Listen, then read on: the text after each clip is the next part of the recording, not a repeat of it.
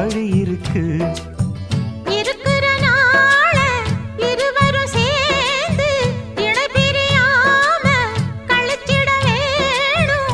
ஏதோ ஏதோ சொல்ல தோணும்.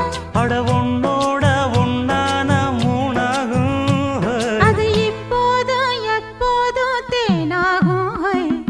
பள்ளிக்கூடம் போகலாமா?